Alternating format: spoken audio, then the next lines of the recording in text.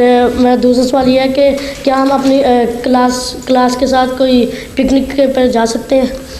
ये पिकनिक पे जा तो सकते हैं, लेकिन माँ बाप को देखना चाहिए कि माहौल कैसा है।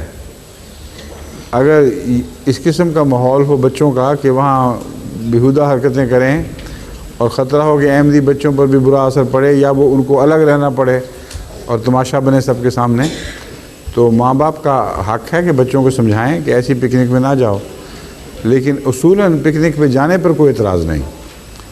अगर कोई बेहुदा ख़तरा ना हो बेहुदा हरकतों का, तो पिकनिक पे जाने पे तो कोई एतराज़ नहीं, हरगिज़ एतराज़ नहीं। अच्छा, शुक्रिया। बिजली बुझ गई है, इसकी बिजली जा चुकी है शायद।